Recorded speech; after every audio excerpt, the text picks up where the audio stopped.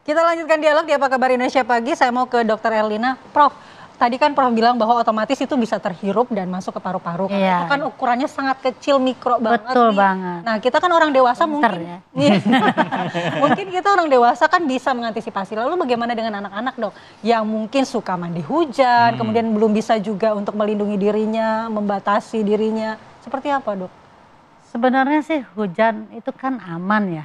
Ya. Dan kalaupun di air hujannya itu mengandung mikroplastik, asalkan anak-anak main hujan kan nggak diminum air hujannya. Oh gitu, nggak sambil mangap ya. Dan lagi pula mikroplastik yang ditemukan di air hujan itu kan sebenarnya dari udara. Jadi oleh air hujan diturunkan ke permukaan. Mudah-mudahan ke permukaannya makin ke bawah. Jadi kan kalau kita kan bernafas di atas. Tetapi di luar semua itu sebetulnya kan kita manusia ini punya sistem pertahanan tubuh yang namanya imunitas. Jadi baik mikroplastik yang masuk ataupun dia juga membawa virus atau bakteri, sebetulnya tubuh punya cara untuk mengatasinya. Ya mulai dari misalkan di saluran nafas bagian atasnya ada yang namanya kita sebut silia. Silia itu adalah bulu-bulu getar yang berfungsi untuk menghalau semua hal-hal yang nggak boleh masuk. Ya, makanya kalau ada sesuatu yang berlebihan dia akan bersin. Bersin itu kan mengeluarkan sesuatu yang mungkin membahayakan atau tidak boleh masuk ke saluran nafas. Jadi kita harus menjaga bulu-bulu getar ini. Salah satunya dengan tidak merokok. Stop merokok karena asap rokok itu akan melumpuhkan sebagian dari sistem siliari ini. Itu ya. Dan kemudian juga selain bulu-bulu getar itu juga ada cairan tertentu yang surfaktan yang bisa menghalau itu juga. Dan kalau sampai lebih masuk ke dalam lagi kita juga punya imunitas perangkat imunitas lainnya. Jadi oleh sebab itu mungkin kita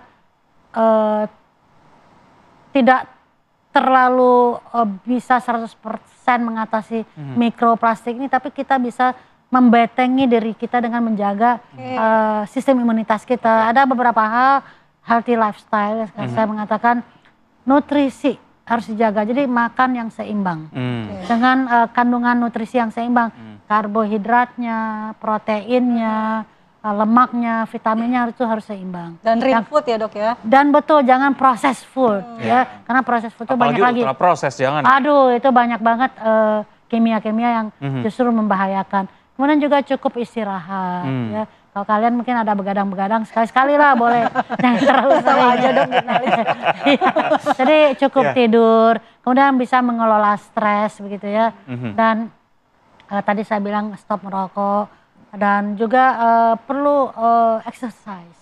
Jadi yang ringan-ringan saja yang kita bisa mampu laksana, jangan juga kita nggak cukup fit tapi harus exercise malah membahayakan. Jadi jalan gitu ya, Dok? Ya betul, nggak mesti harus high impact, tapi jalan, lari kecil dan olahraga ringan lah begitu, tapi rutin dan teratur. Ya, jadi ini salah satu yang juga bisa menjaga imunitas. Untuk anak-anak yang susah makan sayur dan buah itu harus orang tua juga harus memotivasi, mampu membuat anak untuk konsumsi sayur dan buah-buahan. Tapi karena anak-anak lebih rentan nggak, Dok? Kalau mikroplastik itu apakah sama?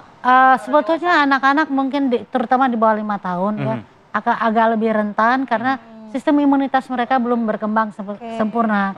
Ya, jadi makanya kan ada himbauan setelah hujan yang dimana kemungkinan bahwa mikroplastik yang banyak tinggi-tinggi di udara itu akan turun karena hujan. Mungkin untuk orang-orang rentan, tapi kalau orang-orang saya seperti Anda nggak apa-apa lah setelah hujan keluar ya. Tapi kalau untuk yang itu rentan, pakai masker segala macam itu gimana? Ya yang rentan. Secara umum ya? yang rentan kalau keluar rumah, apalagi tadi Reza mengatakan polusi udara yang juga tinggi dan lain sebagainya. Apalagi sekarang sirkulasi dari virus seperti influenza A, kemudian juga ada virus-virus di saluran nafas lainnya. Dan barangkali juga COVID barangkali ya, karena kita nggak pernah periksa, mungkin bersirkulasi juga. Jadi untuk orang-orang yang rentan ini saya menyarankan untuk pakai masker. Yang rentan siapa?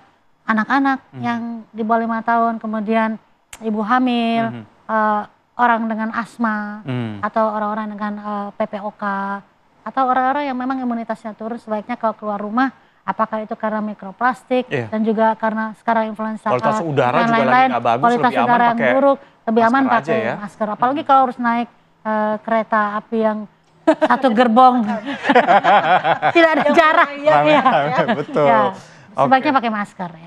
Oke. Berarti ya masker itu dipakai untuk orang-orang rentan, terutama ketika aktivitasnya banyak di luar, pasca hujan juga begitu ya, bagi orang-orang yang sensitif ya. Saya ke Mas Reza. Mas Reza, sebenarnya kan ada, kalau dulu zaman COVID kita ada HEPA filter begitu ya, ada air purifier untuk menjernihkan udara begitu. Tapi kalau hujan ini, apa yang bisa kita lakukan, Mas? Baik. Kalau saya malah agak sedikit berlawanan nih, Prof. Ya, nggak apa-apa. Gimana?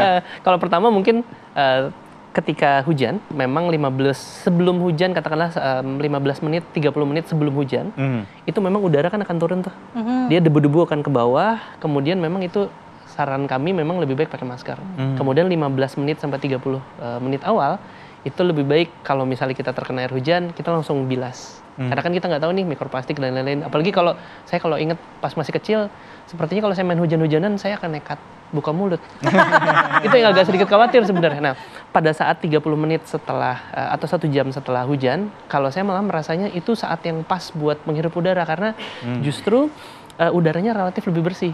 Tapi memang ada waktunya lagi nih, setelah 1 jam setelah hujan selesai, itu udaranya debunya akan naik lagi ke atas. Karena kan terjadi penguapan dan lain-lain. 1 jam ya. Gitu. Tapi kalau tadi pertanyaannya Mas Reza, dari Mas Reza, asik.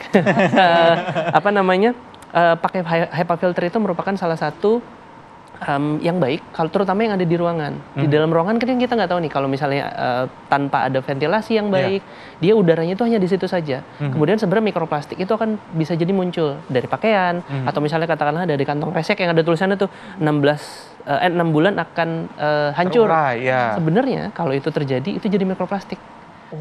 Jadi yang kita hirup udara, kalau misalnya ventilasi setiap hari di rumah itu kurang bagus, dia akan menghirup udara yang seperti itu. Jadi memang kita lebih baik pakai, tanpa mengiklan ya, air purifier yang ada HEPA filter, yang HEPA-nya pure, itu akan jadi jauh lebih bagus. Nah, salah satunya memang kami di rumah kebetulan pakai HEPA filter juga semenjak dari pandemi. Saya suka membersihkan kan setiap 3 bulan. Sekarang kok cenderung ada yang warna-warni nih di dalamnya. Debunya banyak. Kok ini ada debu mikroplastik, saya bilang. Saya coba cek pakai uji komposisi kimiawinya. Pas cek, oh ini plastik. Berarti benar, dan proporsinya semakin lama semakin banyak. Makanya kami 1 tahun terakhir ini kami lagi coba pakai alat yang kami kembangkan di BRIN. Berapa banyak kira-kira yang ada di dalam ruangan, kemudian dia itu berputar di situ saja. Nah, kebetulan memang posisinya masih di lab yang ada di kantor, jadi kita mau melihat ini dari aktivitas kita dari sekian orang, itu nanti akan bisa jadi terhirup sekian banyak nih mikroplastik. Apakah mikroplastik yang di dalam ruangan lebih banyak daripada yang di luar? Kemungkinannya akan bisa jadi kayak seimbang nanti. Karena bisa terbawa tadi. Bisa terbawa, karena kan kita buka pintu, nanti ada masuk, kemudian walaupun ada AC, nanti kan terbawa juga dari filter dari luar, tapi kita masih belum tahu. Cuman yang jelas saya sebenarnya agak sedikit khawatir, dan lebih baik pakai HEPA filter atau air purifier minimal yang ada di rumah. Gitu. Salah satu bentuk pencegahan. Betul, untuk pencegahan. Terutama kalau di rumah ada yang orang-orang sensitif tadi, ada anak kecil, balita, orang tua, lansia, yang punya asma begitu ya. Dan memang lebih baik yang pertama, selain ada HEPA filter, kalau saya mungkin kembali ke alam ya. Jadi ventilasi harus dibuka, kemudian tanaman-tanaman, terutama yang perdu-perduan, yang kecil, rumput-rumputan, itu sebenarnya bisa menyerap berbagai macam polutan kan. Walaupun kalau mikroplastik ini pencemar fisik, tapi paling tidak menahan dulu. Supaya nanti sebelum masuk ke jendela dia akan terfilter dulu, seperti itu. Tapi Jadi sedikit saja Mas Reza, wilayah Jakarta keseluruhan kah ini yang ditemukan atau sebagian saja? Kalau dari penelitian kami lanjutkan, kalau yang awal kan memang di Jakarta, dan Jakarta itu sebenarnya bisa secara general mewakili kawasan Jabodetabek. Kenapa? Karena sistem cuaca yang di Indonesia itu dia regional. Jadi terbentuknya hujan di Jakarta bisa jadi asalnya dari Bogor misalnya katakan, atau misalnya dari Bekasi, atau kebalikan, nanti akan bertukar tuh dari Laut Jawa dan lain-lain. Jadi secara Jabodetabek itu akan relatif kurang lebih sama. Gitu. Nah, cuman kalau secara secara wilayah nasional di Indonesia, karena kami melanjutkan penelitian, intinya adalah semakin banyak aktivitas masyarakat, apalagi ditambah wilayahnya tidak memiliki pengelolaan lingkungan yang baik, itu mikroplastik di udaranya akan semakin banyak, semakin tinggi juga. Oke, baik. Dok, terakhir saran yang diberikan untuk masyarakat gimana? Supaya ya harapannya juga nggak perlu was-was berlebihan, tapi juga harus ada pencegahan nih. Ya, baik pencegahan saya kira saya tetap mengatakan untuk orang-orang yang rentan tadi, lansia, anak di bawah 5 tahun, orang ibu hamil, dan orang-orang penyandang asma dan PPOK, saya kira harus memperhatikan masalah mikroplastik dan juga polusi udara ini. Jadi kalau perlu kalau keluar rumah pakailah masker.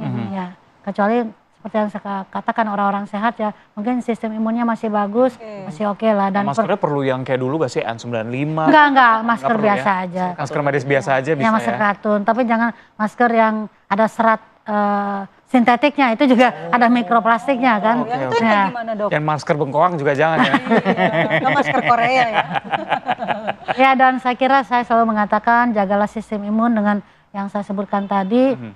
Kemudian juga saya mengatakan untuk pencegahan dini. Jadi kalau Anda sudah mulai bersin-bersin, batuk-batuk, dan apalagi ada berdahak, segeralah memeriksakan diri ke dokter memastikan ini apa dan mendapatkan pengobatan-pengobatan yang bisa segera mengatasi keluhan Anda dan mungkin kalau perlu mengetahui itu penyebabnya apa. Jadi jangan sampai kalau sudah parah baru ke rumah sakit, nanti susah. Oke, Saya baik. boleh menambahkan sedikit? Oke, sedikit saja Mas. Ya, jadi sebenarnya mikroplastik salah satunya yang membuat lebih banyak di udara itu adalah pembakaran terbuka.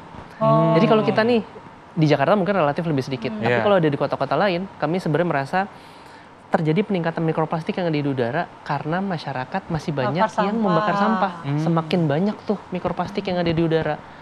Di kawasan saya tempat tinggal aja sekitar masih ada banyak ini. Nah, makanya kan Jadi di memang Jakarta udah hati-hati. nggak boleh ya. Betul, daripada bakar sampah mending bakar ayam ya kita. Setuju kalau itu. Sate ya. Nambah protein. Ya, tapi saya juga ingin sampaikan Reza ya, bahwa mulailah perubahan ini dari diri kita. Misalnya tidak memakai air minum kemasan. Jadi kan sekarang kan kemana-mana bawa botol plastik, jadi tumbler itu salah satu pilihan juga ya. Baik dok. Terima kasih dok, terima kasih Mas Reza.